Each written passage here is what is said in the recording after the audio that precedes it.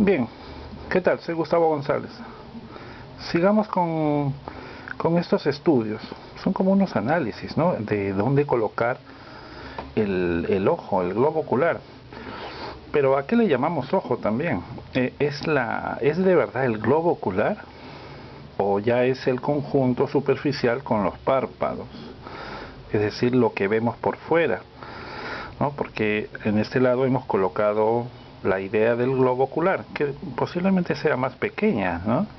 No puede ser tan enorme porque no le daría espacio a moverse cómodamente, pero tampoco es muy pequeña. Por gravedad reposaría más hacia abajo, ¿no? Dependiendo verdaderamente de cuánta capa de grasa o los músculos. Bien, entonces tengamos idea verdaderamente de lo que es. Aquí la bolita de este material que tiene un montón de nombres, ¿no? En cada país tiene un nombre distinto, ¿no? En Perú está prohibido el uso del Tecnopor o Unicel. Un chico me dijo que le sonaba Tecnoporn. Y me dice que Tecnoporn le suena a otra cosa, otra cosa más maliciosa. Recordé que tengo unas láminas en donde hice algunos estudios anatómicos del ojo. Entonces podemos verlas un momento y revisar así los nombres y los músculos. Veamos entonces, aquí está la cuenca. Aquí está la cuenca del ojo, ¿no? Esto lo hice para el curso de anatomía en arte figura, en mi taller particular, donde enseño de manera online por medio de videocursos, ¿no? Entonces hay libros de anatomía. Ahí está uno de estos estudios, en donde miren, estas son las glándulas, ¿no? Las glándulas lacrimales están a un lado y al otro, ¿no? Para que exista una gravedad en la caída de la de la lágrima. Entonces aquí termina y va cayendo la lágrima, ¿no? Por acá. Veamos entonces, este vendría a ser el ojo derecho, visto frontalmente. Observemos también cómo tiene músculos arriba, en el lateral, aquí abajo, músculos rectos, dice, así se llama, músculo recto. Aquí hay un pequeño diagrama en donde se ven estos músculos, pero en su posición estirada, ¿no? Y el nervio óptico que va por atrás, ya en dirección al cerebro. Me tenía la curiosidad de cómo es que vemos. Entonces vemos que el cristalino es la membrana que tiene como una gelatina por dentro y funciona como un lente que puede estirarse de manera que se enfoca en la parte de atrás la imagen que pasa por esta pequeña cámara, o es decir, un hueco, cuando viene la luz, ¿no? Lo que ves aquí vendría a ser la córnea, un lente transparente en forma ovalada, así. Este es el iris, ¿no? Y ahí un poco estaba haciendo la descripción. Esta parte se le llama papila. Hay un ligamento, visto un poco en la parte intermedia, el ligamento palpebral medial, ¿no? Es decir, aquí estaría la nariz. En este lado estaría la nariz. Y si te das cuenta, siempre hay como una tensión aquí junto al lacrimal. Siempre hay como una tensión acá, un borde un poco fibroso. Es el ligamento palpebral, puesto que se necesita un ligamento, es decir, una tirantez necesaria para mantener la tensión aquí de los párpados, ¿no? Veamos, ¿no? Otra lámina más en donde aquí estaba dejando descrito cómo es la forma de los músculos. Miren, hay uno que se cruza, ¿no? Para el otro lado, para lograr hacer los movimientos. Hay un músculo superior, pero el tendón de este lateral viene hacia una especie de polea pegada al hueso, ¿no? Y es que la anatomía a veces hace estas cosas interesantes, ¿no? Y luego el tendón va para otro lado. está la abertura, de verdad, es como un orificio, ¿no? Y el iris viene a ser como una pequeña membrana, una tela. Visto aquí lateralmente,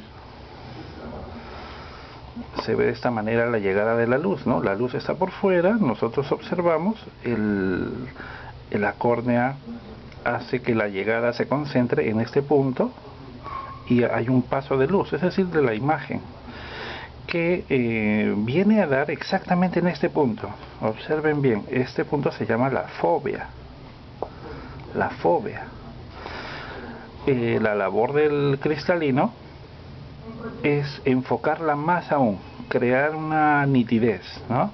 Por eso tiene músculos acá y acá. Es una membrana muy compleja. Yo podría hacerle solamente una explicación así muy concisa, muy breve, ¿no? De acuerdo a lo que he podido observar.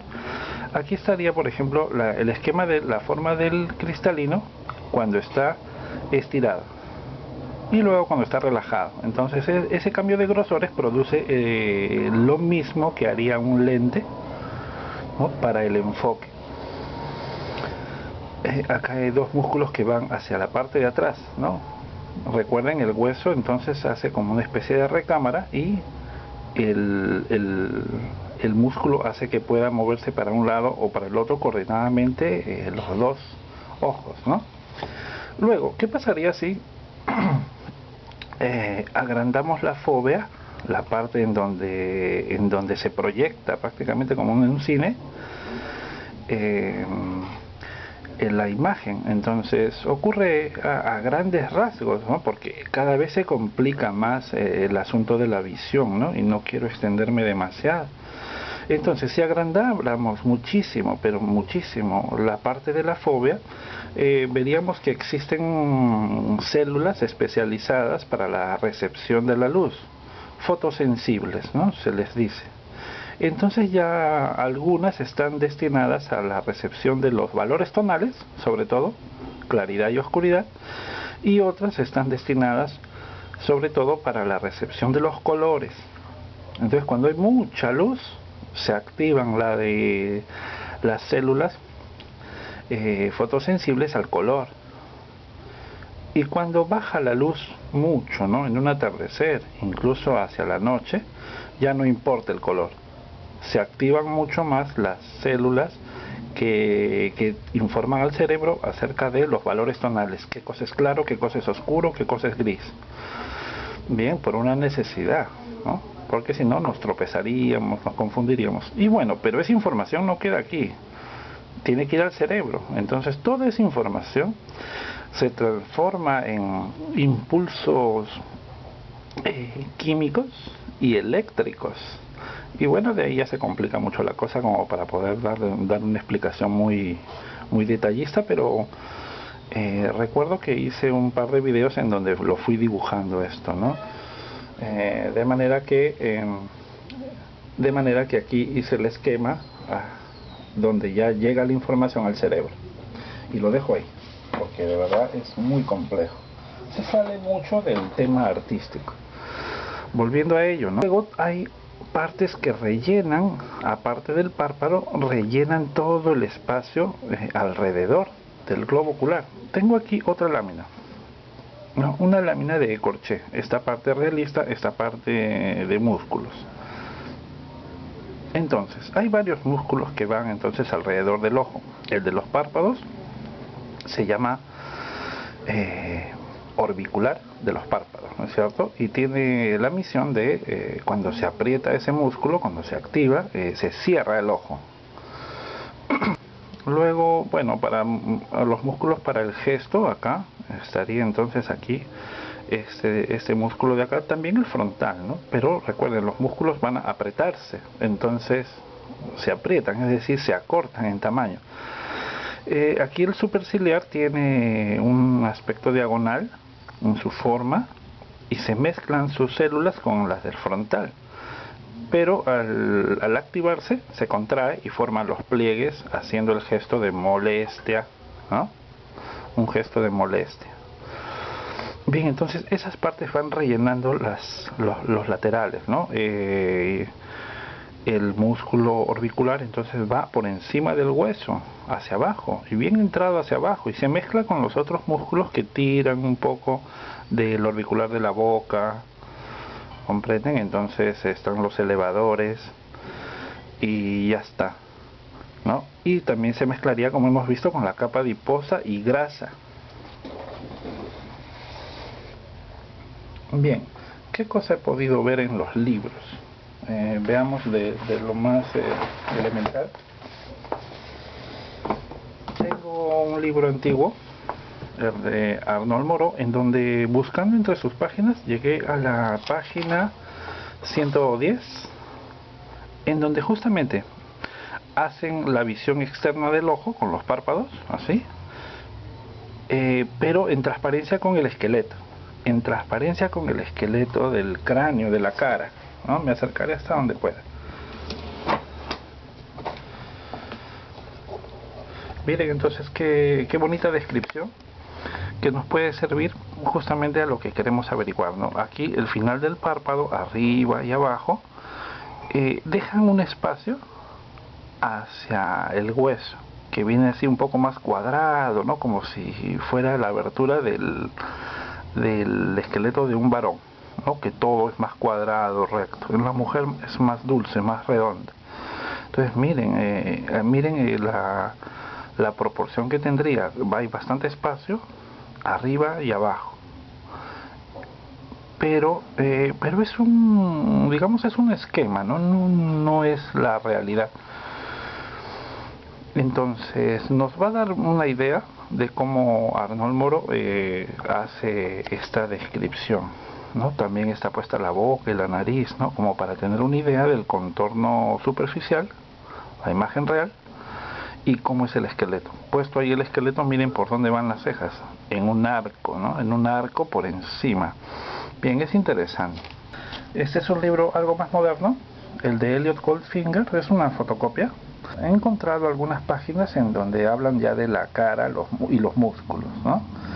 Entonces, así hay una secuencia donde explican cómo son los músculos, uno por uno. Está en inglés, ¿no? Aquí es el levator palpebrae superioris, ¿no? Ellos usan entonces así unas palabras como en latín tal vez, para denominaciones de los músculos, pero todo está en inglés.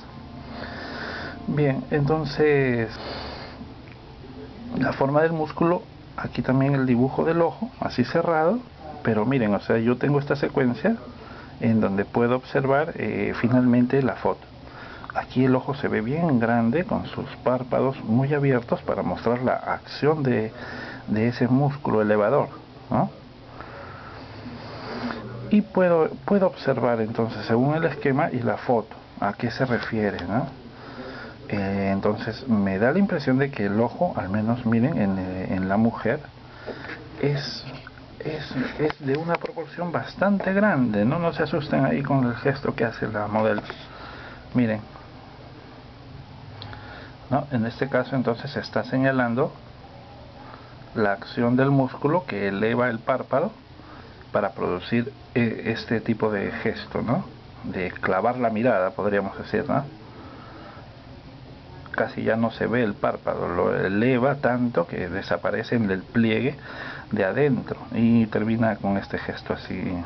Aquí en la página 109 es para poder representar acciones de los gestos.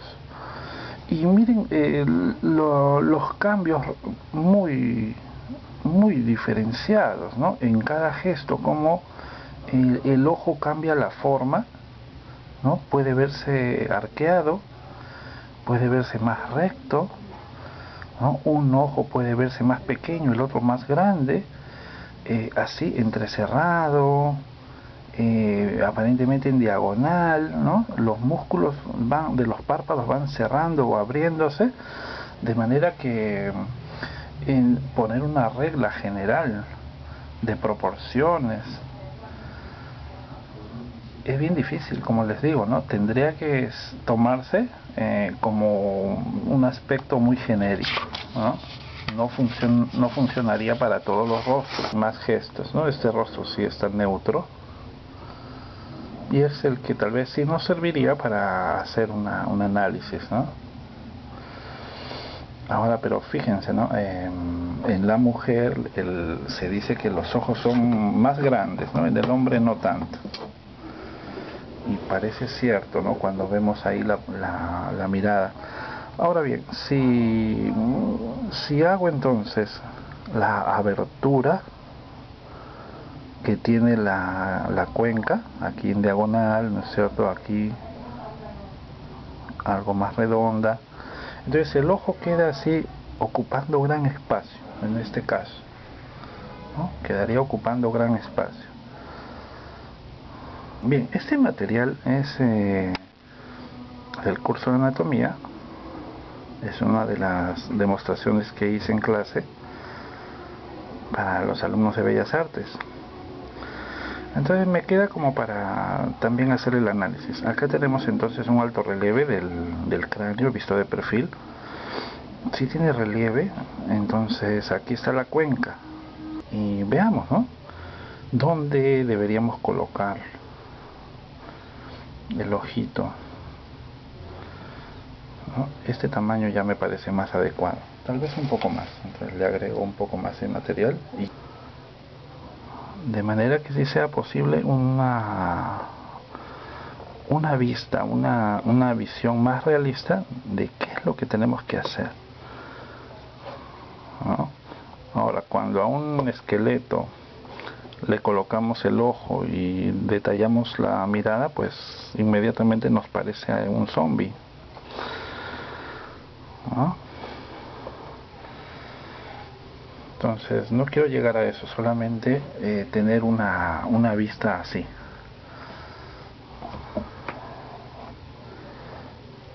¿no? Que nos pueda guiar.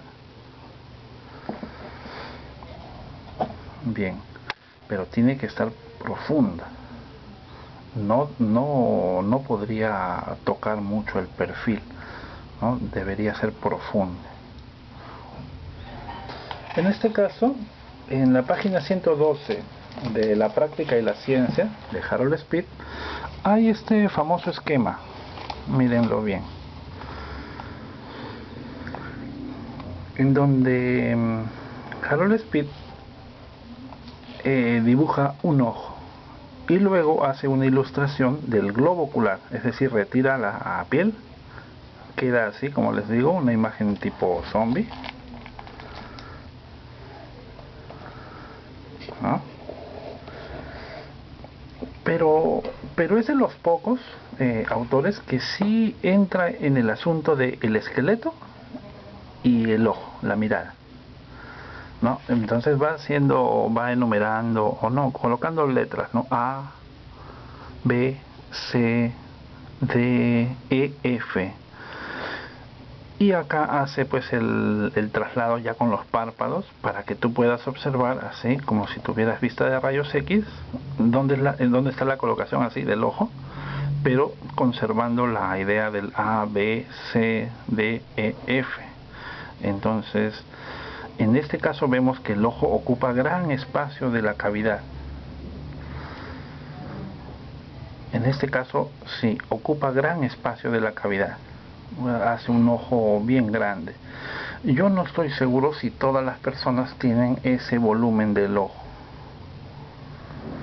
¿no? Habría que ver videos reales en donde se hacen las disecciones y se muestra un ser humano o un cadáver tal vez, cómo es el ojo con respecto al esqueleto, ¿no? Y los músculos y todo lo demás. Sí está, como les digo, un video que les recomiendo de anatomía. Pero si eres muy sensible, no, entonces mejor guíate solo de dibujos, ¿no? Bien, también no está de más aquí el esquema de cómo es digamos, el ritmo de los pelos en la ceja, ¿no? Que tiene un ritmo especial. También habla de las pestañas. Y bueno, es interesante, ¿no? Bien, ¿qué más sigue acá? Según hemos visto, acá esta parte oscura en medio es la abertura, ¿no es cierto? La abertura, La parte del color vendría a ser el iris.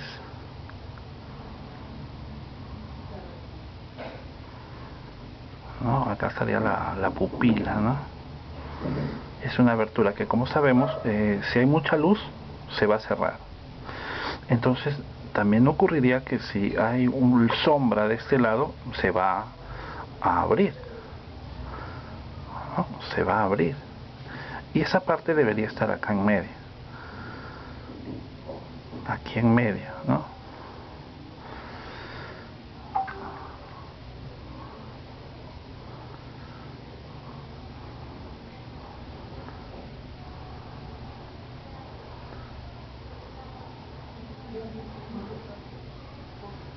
Aquí el iris conserva el color, ¿no? El color de esa membrana. Es como una pequeña tela, ¿no? Que tiene la disposición, que es flexible, ¿no? Puede abrirse, puede cerrarse, ¿no? Apenas ves el golpe de luz se va a cerrar. Bien, aquí estaría el lacrimal. En este caso lo dejo así, ¿no? Lo dejo así. Bien, se ve muy extraño. Y deberíamos tener entonces en cuenta que operativamente, en el momento en que estamos haciendo el retrato, las cejas, las cejas, los pelos, serían un dato como para de ahí proporcionar, ¿no? O sea, tenemos esta línea, digamos, acá esta línea de las cejas, ¿no? Entonces de ahí marcamos ese punto y lo proporcionamos con esta primera línea del párpado, ¿no? Porque cuando los puntos están más cercanos, más conectados, es más fácil proporcionar. Bien, no podría yo proporcionar desde aquí hasta acá, porque no me es dable, mi sentido de la geometría no me ayuda con puntos muy extremos. Pero si voy avanzando por sectores, este punto con este otro, sí puedo proporcionarlo después con este otro, y así, puntos cercanos, ¿ya? Luego, el brillo del ojo es todo un tema especial, ¿no? Por ejemplo, la luz vemos que es desde arriba y viene desde la izquierda, ¿no? Entonces va a estar así colocado en ese sector que le corresponde, ¿no? Es una luz pequeñita que viene ahí. Ocurrirá que no debes hacer pues un brillo como hacen en los dibujos de manga, ¿no? Que es enorme, porque resaltaría mucho y se ve desproporcionado. No es una cosa a elección, hay que observar el modelo, cómo es el brillo. Ahora, ¿qué ocurre? El brillo puede ser así muy chiquito y tiene un fondo oscuro, ¿no? Entonces, ¿qué va a pasar? Cuando llega a tu vista, esta es una pintura, ¿no? Cuando llega a tu vista se expande la luz. Parece que fuera grande, pero en realidad es pequeñito. Entonces no tengas temor en hacer un brillo pequeñito. También debería estar relacionado uno con el otro, ¿no? Alineado. Me parece que debe estar por acá el brillo.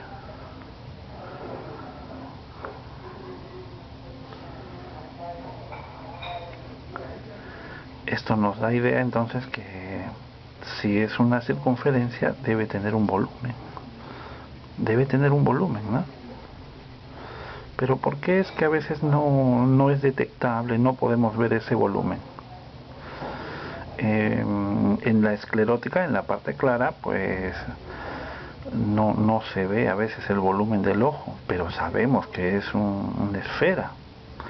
Ocurre que las cejas, el párpado de arriba y las cejas, forma esto, ¿no? Forma como un relieve que es grande, tiene incluso un pliegue y vienen las pestañas, ¿no? Hacia arriba, y las mujeres las tienen más grandes, como en este caso, ¿no? Forma un bloque bien grande de pestañas.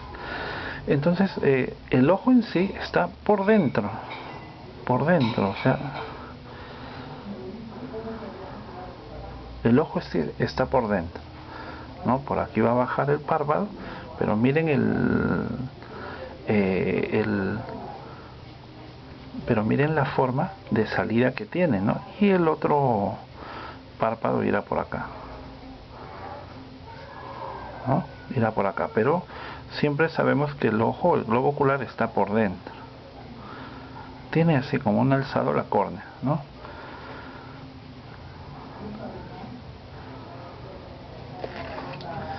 ¿Eso qué hace? Si la luz suele venir desde arriba, como ocurre, ¿no? En la mayoría de casos, entonces va a haber una sombra proyectada. Va a haber una sombra proyectada que da la idea de que la luz viene desde abajo. Nos da la idea equivocada, como si fuera una ilusión óptica, ¿no? De que la luz del ojo viene por abajo, ¿no? Como vemos en este caso tal vez. Pero no es así. Lo que pasa es que viene la sombra proyectada de las pestañas así hacia abajo, ¿no? Entonces la parte clara queda más notoria hacia abajo, pero tiene que notarse un volumen. Sí, esto es notorio en los párpados, ¿no? Que están más libres hacia afuera. Entonces sí nos deja ver aquí las sombras como si fueran planos, con un volumen más concreto, ¿no? Bien, y ocurrirá entonces que depende de los autores, algunos son más detallistas en el aspecto de la colocación, ¿no? Visto el globo ocular, entonces podemos definir que va a ocupar un buen espacio de la cuenca. Ahora, la cuenca, ¿qué tan visible puede ser? Debemos tener la idea anatómica, ¿no? Es decir, haber estudiado incluso desde nuestro propio rostro, donde tú puedes tocarte el arco superciliar ahí arriba y también la parte de acá, ¿no? La parte interna, para que puedas definir según tu propio ojo qué tanto espacio queda acá. Es poco, ¿no? Bien, y hacer ese ejercicio. En el momento entonces en que colocamos los párpados, podríamos tener la imaginación suficiente para hacerlo de manera correcta. Y luego ya es un asunto de simetría, ¿no? Bien. Terminemos con esto entonces, ¿no? Terminemos con esto. Una medida exacta tendría que ser basada en un lugar específico y en condiciones específicas, como por ejemplo que el rostro no esté haciendo gestos, ¿no? Entonces tendríamos un punto específico de las cejas, lo cual a veces no ocurre, ¿no? La mayoría de rostros, incluso el de la señora, ¿no? Tan guapa, está haciendo un gesto, está levantando esta ceja. Y por eso es que este ojo parece más abierto y este está como un poco más cerrado, ¿no? Y está como, eso se debe porque está sonriendo un poco acá. Aquí se nota el orificio de la nariz de este lado, y de este lado no tanto, pero son como micro gestos, ¿no? Pero hace que el rostro se vuelva interesante. Esta comisura está más elevada que esta, y eso claro lo saben los pintores, ¿no? Así como hacen la luz de este lado y la sombra de este lado, intentan también darle movimiento a cada una de las facciones para que no quede un muñeco frío, ¿no? Estamos en este caso de un cuadro, un retrato de Van Dyck, y solamente una parte, ¿no? La parte que me gustó, que me interesó. Se nota que es tela por ahí, por las texturas, ¿no? Y los empastes. Es como para hacer una copia, ¿no? pero miren cómo trabaja por capas. Bueno, es otra cosa. Entonces observamos que está en 3/4. Hay que imaginar las cuencas, ¿no? Deben venir por acá hasta acá, una, ¿no? La otra así en medio. Ya este oscuro nos da el dato de esta curva, ¿no? Del arco superciliar, que tiene ahí un foramen, un orificio por acá, y luego bajaría por acá y subiría en diagonal cerca al lacrimal, ¿no? Por acá. Bien, y tiene unas paredes para arriba, para los laterales, en donde se va a cobijar aquí el ojo, ¿no? Aquí la bolsa del ojo, el párpado, en el remate inferior, nos da el dato, ¿no? Con la sombra de cómo es la forma por dentro. Iría entonces el globo ocular un poco más adentro. Aquí la piel cae, ¿no? Aquí la piel cae, forma el párpado, pero parece que está haciendo un gesto, entonces parece que bajara la ceja un poco. Pequeño gesto, ¿no? No mucho. Aquí también se ve, ¿no? Con el diagonal de la ceja. Bien, es un retrato muy fuerte, ¿no? Nuevamente está la pregunta. ¿Cuál sería la línea que debemos de utilizar para trabajar con los ojos? Si yo sigo de este punto a este, en una línea que se alarga así en diagonal, pues no tiene coincidencia con el otro ojo. De manera que no podemos utilizar una sola línea recta que una un punto con el otro. Muy difícil. Entonces podría ser de lacrimal a lacrimal. Entonces una línea a que cruce así, bastante horizontal, parece ser más correcta, ¿no? Entonces ya no tomaría en cuenta más que 2 puntos referidos a los lacrimales. En este caso coincide con el ángulo del rafe, acá donde se forma la arruga, ¿no? Por un cambio de ángulo que la luz y la sombra nos lo indican, ¿no? Este lado no le cae luz, es sombra, y de pronto se hincha aquí. Bien, como dice Harold Speed, ¿no? Todo buen retratista debe dibujar bien los ojos en este asunto, ¿no? Aquí termina la sombra del párpado y comienza otro ángulo de luz. Aquí termina la sombra del párpado inferior y comienza el relieve de la luz. Un dibujante inexperto lo único que hace es la abertura. 1, 2, 3, 4. Nada más, así. 1, 2, 3, 4. Eso es lo único que hace. Y cree que ya dibujó los ojos. Entonces hay que explicarle que el ojo se compone de párpados. Es mejor hacer el globo ocular, imaginar los párpados y luego recién hacer la abertura y luego ya hacer pupila, el iris, ¿no? Bien, acá me parece que no está mirando al frente, que está mirando un poco de costado, ¿no? Se dan cuenta, ¿no? Parece que el individuo está haciendo un gesto y está como mirando un poco de costado, ¿no? Miren, incluso en este otro retrato de Van Dyck, qué hermoso, ¿no? La pintura, cómo puede representar la piel, parece que estuviera vivo mirándonos, ¿no? Tiene como ojos pardos. Entonces está de 3/4, pero en este caso nos mira a nosotros, ¿no? Estaría mirando al pintor. Entonces la situación del movimiento de los ojos también es diferente, ¿no? Pero los párpados están bien descritos, ¿no? Depende de la persona, el gesto que está haciendo. En este caso observamos que esta distancia, aquí termina la glabela, una separación, ¿no? Que viene desde el esqueleto, ¿no? Baja la nariz,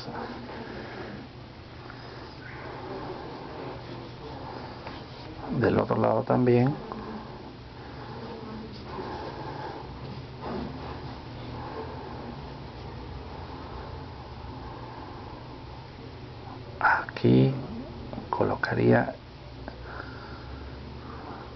el lacrimal. Y aquí mucho cuidado con la distancia, ¿no?, entre un ojo y el otro. Hay que tener cuidado. Fíjense, este es el plano frontal, plano lateral, de ahí viene el tendón, y recién después de todo este espacio viene recién el lacrimal y el ojo. Entonces nunca hay que pegar allí el ojo, ¿no?, con un mal cálculo, y nos queda fatal, ¿no?, muy pegado el ojo. Solo es cuestión de tener cuidado, ¿no? Entonces esta es la parte en sombra, aquí también la parte en sombra, y aquí el ojo, ¿no?, bien grande.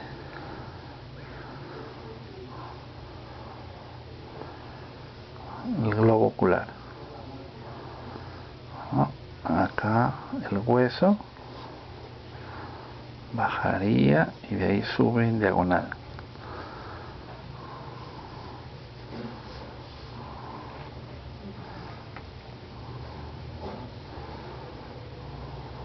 Los nasales, así por dentro.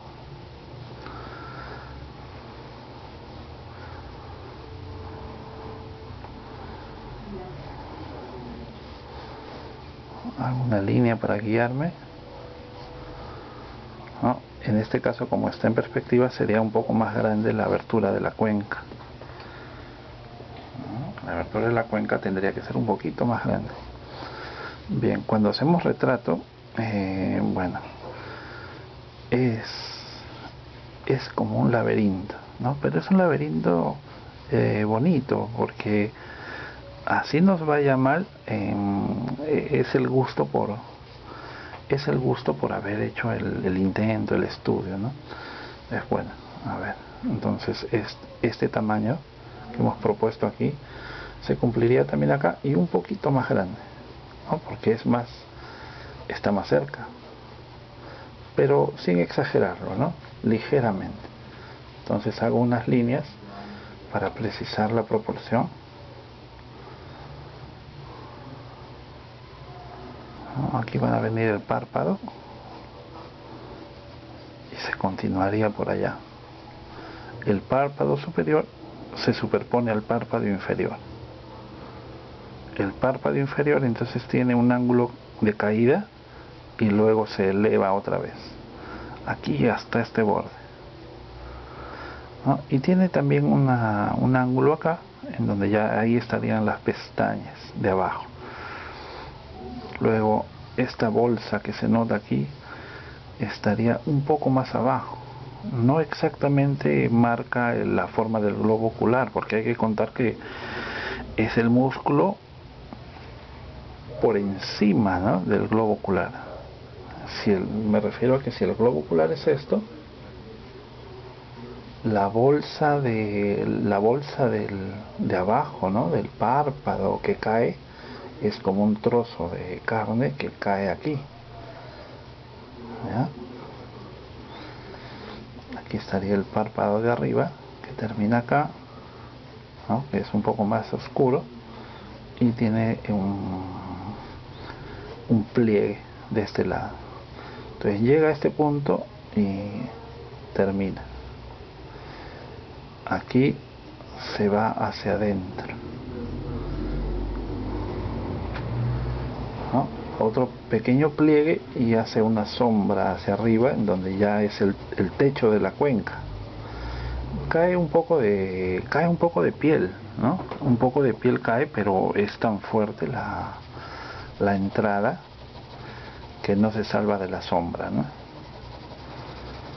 Van Dyck estuvo 2 años con Rubens, solo 2 años, pero era también un genio, muy talentoso, obtiene mucho del conocimiento de Rubens, y bueno, ya se veía que tenía pues un futuro prodigioso. Entonces parece que hacen un acuerdo entre ambos, ¿no?, para no quitarse los clientes, y concuerdan en que Van Dyck va a ir a otra ciudad. ¿Y de qué manera, no? Se fue entonces de Holanda a Inglaterra, y en Inglaterra tuvo tanto éxito que formó escuela formó escuela, ¿no? Él era el gran maestro. Bien, un poco es ver a través y ver por fuera, ¿no? Los párpados. Tal vez esa es nuestra misión siempre, ¿no? Imaginar lo que está por dentro para dibujar bien lo que está por fuera. Bien, lo dejo acá para que no se alargue ya demasiado el video. Luego continuamos, ¿no? Porque el tema es muy bonito. En un solo video no se puede hacer todo. Bien, revisen los enlaces, ¿no? Hay cursos de retrato que les puede interesar mucho en Artefigura. Y también hay un taller online que está para iniciarse en julio del 2023. También está el enlace allí, se llama Retrato Táctico. Hasta luego.